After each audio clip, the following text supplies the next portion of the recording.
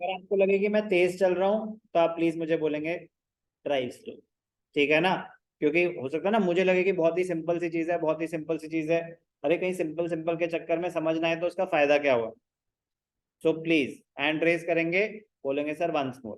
तो जब आप एक दो बार वंस मोर बोलोगे तो मैं समझ जाऊंगा कि मैं तेज चल रहा हूँ, फिर मैं आराम से ही चल लूंगा। Purchase the machinery for ₹10 lakh from MVN and company. तो पहले तो मशीनरी खरीद ली, तो asset account debited to vendor. Vendor कौन है हमारा? MVN and company. एसेट कितने का खरीदा? 10 लाख। हम अपनी बुक्स में एंट्री पास कर रहे हैं, हम कौन है? DCC limited. कोई भी doubt? Asset account debited to vendor. अब काम की बात, लाइबिलिटी। भाई साहब पैसे तो दे दो इनको। भी देते हैं बेटा, क्या जल्दी है? Options, case 1 100% payment made through cheque. तो एंट्री क्या हो जाएगी, जल्दी से बोलेंगे? रॉन्ग, एसेट तो खरीद चुके हैं, अब पेमेंट करनी है। MVN and company debited to bank account. Simple. अगर मैं पैसे चेक से दे रहा हूं तो जो भी वेंडर है, asset account debited to bank account. अब और क्या ऑप्शन हो सकता है सर? ऑप्शन तो बेटा बतेरे हो सकते हैं। 40% through cheque and 60% through bills payable. पैसे किसको दे रहे हैं? MVN and company, debited to bank account, to bills payable, to bills payable.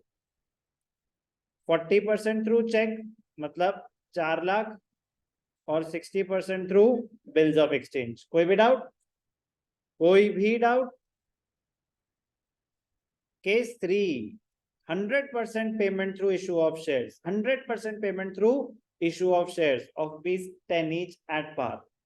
Shares are being issued at par. पैसे किसको देने हैं? MVN and company. अब ध्यान से देखना, कंसेप्चुअली हमें क्या करना होता है? जब भी शेयर्स इशू हो रहे हो, चाहे वेंडर को एसेट के लिए, चाहे बिजनेस, चाहे प्रमोटर, चाहे अंडरराइटर्स, उन्होंने अगर वो इन्फॉर्मेशन नहीं दे रखी कि कितने शेयर्स दिए हैं, उन्होंने तो बोला पूरे पैसे दे दिए। शेयर उन्होंने बताया नंबर ऑफ शेयर्स कितने हैं? नहीं, चाहे जितना सिंपल हो, आपको ये वर्क नोट बनाना पड़ेगा। क्या? Calculation of number of shares issue. Formula क्या होता है इसका? बड़ा ही सिंपल सा, अमाउंट पेएबल, जितने भी पैसे देने थे, divided by issue price, divided by issue price. Issue price का फॉर्मूला क्या होता है? Face value plus premium, face value plus securities premium. If any premium 0 है तो face value is equal to issue price if the shares are issued at पार। तो मैंने कितने रुपए देने थे? 10 लाख रुपए देने थे। एक शेयर कितने का है? 10 रुपए का है। तो इस केस में मैं कितने शेयर्स दे रहा हूं? 1 लाख। एंट्री, एंट्री तो आप 1 सेकंड में पास कर सकते थे। MVN and company debited to, let us assume equity shares हैं, to equity share capital 10 lakh रुपए। सर इसमें तो यूज ही नहीं हुआ वर्किंग नोट।